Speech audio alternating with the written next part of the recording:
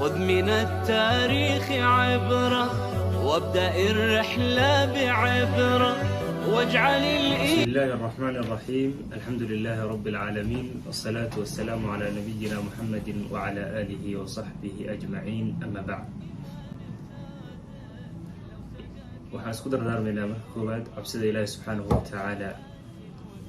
oo annaga iyo ummadihii naga horreeyeyba rabbi subxaanahu watacaala uu noo dardaarmay. intaa kadib waxaan maanta halkan kaga hadlayaa insha allahu barnaamijkeena tusaaleynta taariikhda oo horay aan ooga duubay 2 cajal sanadka tegay. haddana insha allahu waan rabaa inaan halkii kasii wado maadaama aan ku jirno bil khayr badan in la isku faa'iideeyana ay wanaagsan tahay. intaa kadib waxaan maanta barnaamijkeena kaga hadlayaa insha allahu tacaala tilmaan dadka ku tilmaaman uu jecel yahay ilaahay subxaanahu watacaala waa samafalka iyo ixsaanka. wuxuu ilaahay subxaanahu watacaala tiro aayado ah ku sheegay inuu jecel yahay tilmaantaas. maadaama barnaamijkeenu uu yahay tusaaleynta taariikhda oo caadadeennu ay ahayd in marka hore aan soo qaadano tusaalooyin dhacay oo taariikheed kadibna aan ku saleyno waaqiceenna maanta, waxaan insha allahu soo qaadan doonaa tilmaamo iyo tusaalooyin dhacay waqtiga nabiga sala allahu calayhi wasalam. lianna waxaa anaga meel aan ka biyo qaadano ama aan ku aroorno oo ku abtirsanno waxaa ah nabigeena sala allahu alay wasalam iyo salaf saalix. intaa kadib waxaan rabaa inaan soo qaato samafalkii uu ku tilmaamnaa nabigeena sala allahu alay wasalam isagoo uswo iyo kudaysho wanaagsan noo ah inaan mid ka mida soo qaato. sanadku markuu ahaa 6 hijriyada, nabigeena sal ly slam isagoo ka duulayo ballaarinta dacwada ilaahi subxaanahu watacaala uu u xil saaray ayaa waxa uu qoray rasaa'il iyo kitaabo uu u qorayo muluugtii carabta iyo kuwii cajamta. waxaa ka mid ahaa dadkii loo diray rasaa'ishaas nin la oran jiray Thumaamah ibnu Athaal oo ahaa sayidun min saadaati alyamaama. dhulka la yidhaahda yamaama oo ay degi jireen nimanka la yidhahda reer bani xaniifa, saadaadka iyo muluugta ka taliso oo laga dambeeyay nin ka mida ayuu ahaa Thumaama. markii ay warqadii nabiga sal ly slam gaartay waa uu ka madax taagay, aad ayuuna isaga kibriyey. waxa uuna go-aan ku gaaray inuu nabiga sal ly slam dilo. isku day fara badan buu sameeyey, kuma uusan guulaysan in nabiga sal ly slam uu dhib gaarsiiyo. intaa kadib waxa uu go-aansaday inuu saxaabada dhibaateeyo. tiro saxaabo ah ayuu Thumaama dilay. markaa kadib nabigeena sala allahu alay wasalam dhiigga Thumaama waxa uu ka dhigay hadur meeshii lagu arko in lagu dilo. muddo yar kadib Thumaama ayaa waxa uu go-aansaday inuu cumro u soo aado magaalada Makka. isagoo maraya meel aan ka dheerayn magaalada Madiino ayaa waxaa qabatay sariya min saraaya rasuulillahi sala allahu alay wasalam. ciidan ilaalo ah oo magaalada Madiino hareeraheeda joogo ayaa qabtay Thumaama. ma aysan garanayn, way soo wadeen, waxayna keeneen masaajidka nabiga sal ly slam. tiirarka mid ka mid ayayna ku xireen. nabiga sal ly slam markii uu imaaday ayuu arkay Thumaama meesha ku xiran.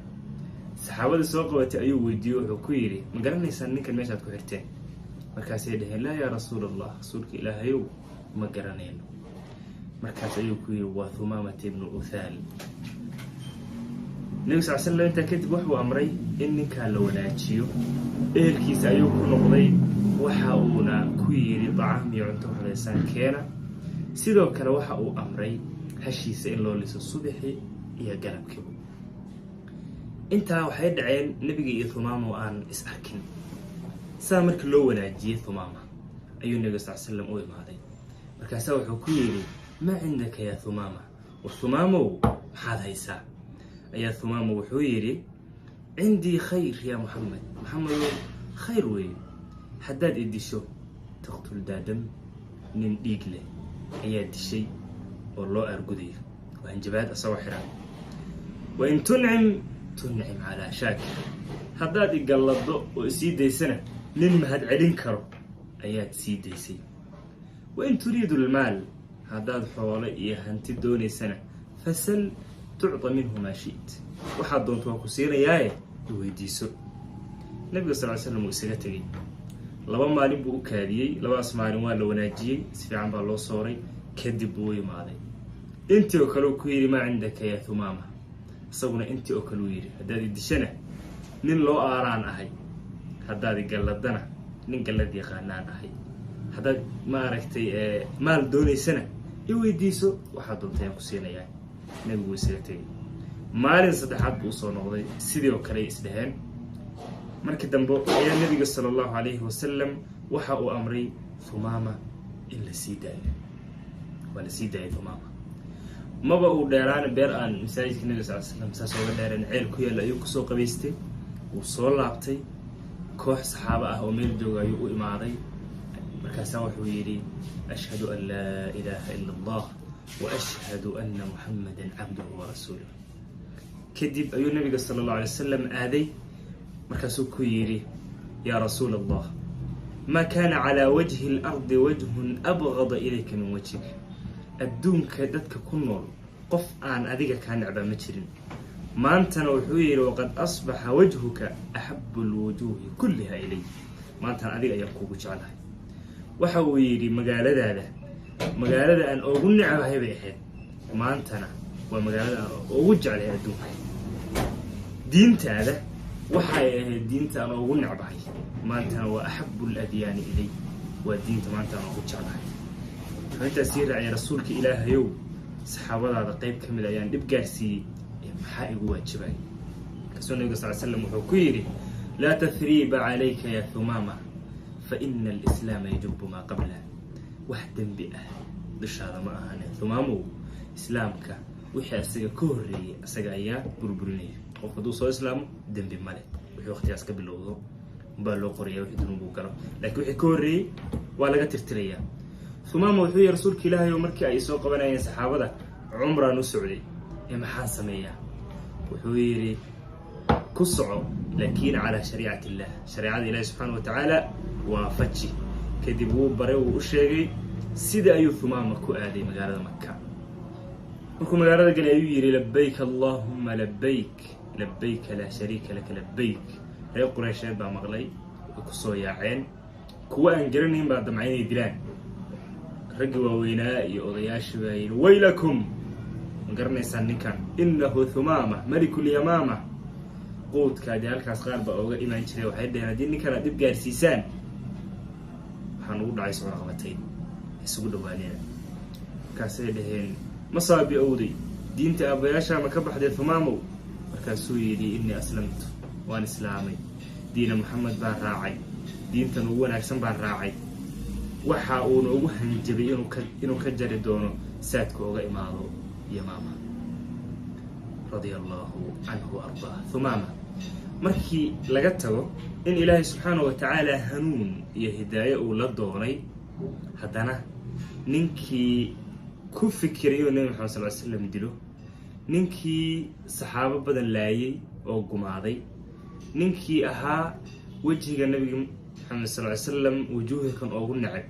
ihsaankaas loo sameeyay iyo markii la soo qabtay sida loo sooro loo wanaajiyay haddana loo sii daayay ayaa saameyn weyn ku yeelatay ahsin ila an-naasi tasta'bid qulubahum fatalama ista'bada al-insana ihsanu wa tusaalo aad iyo aad taabasho u leh haddaan tusaale labaad soo qaadano imaam Abu Xaniifa rahimahullah ayaa waxa uu lahaa nin daris ah oo jaar ay ahaayeen ninka maalinka wuxuu ahaa nin shaqaysto oo dantiisa raaca habeenkiina uu soo hooyan jiray khamru cabbi jiray markii uu khamrada ay taabato oo uu isku darsamo ayaa waxa uu dhihi jira adaacuunii wa ayu fatan adaacu way i dayaceen ha hoogeenay wiilka ay dayaceen waa kun habeenkii dambe ayuu codkiisi waayey imaam Abu Xaniifa ninkii subax ayuu dadkii kaleeto weydiiyo yiri ninka hebel ahaa kasoo waxa lagu yiri ninka hebel ahaa waa la xiray xalayto xabsiga waa loo tilmaamay lagu xiray meeshii uu aaday بقشي سبقاتي وآلي نينك أمير كابو تقي وقال سؤال إمام أبو حنيفة يا أبا حنيفة مرحبا ماذا تريد؟ حدوني ساعة حويري نينك هبل أيها شفيع أهل وقالوا سيداي marka ay soo raaceen ayuu su'aal weydiiyay wuxuu ku yiri miyaan ku dayacnay wadiga dhihi jiray adaacuni wa ayu fatan adaacu kasuu ninkii la wallahi min dayran fataba وطوبت كاني خبرنا واسكداي فكان من الصالحين وقت يروح كبلودين وحكم النقضي تتكون مناكسن وصالحين تا أحسن إلى الناس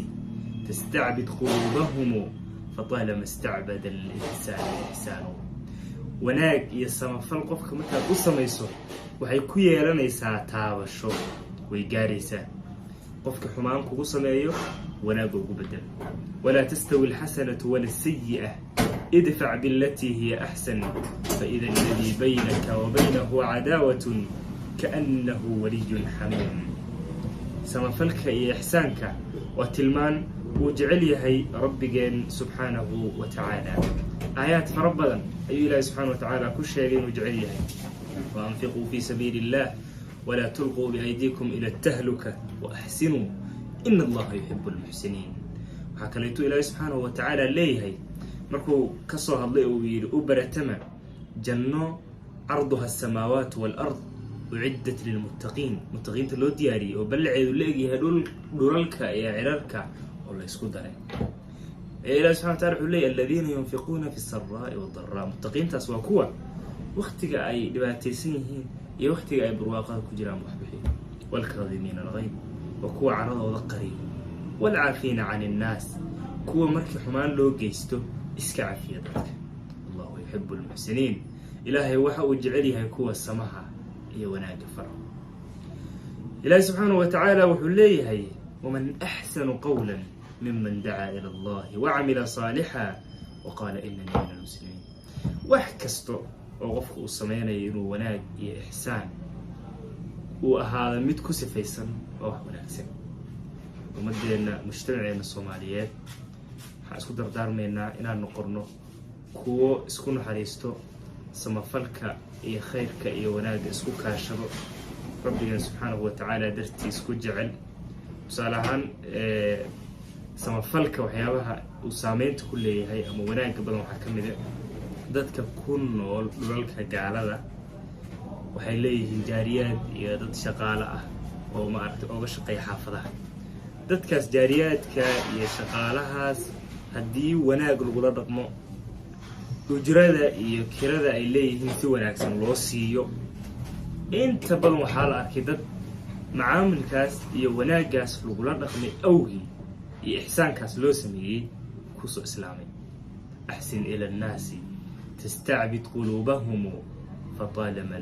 فطالما استعبد الإنسان إحسانه. السلام عليكم ورحمة الله وبركاته.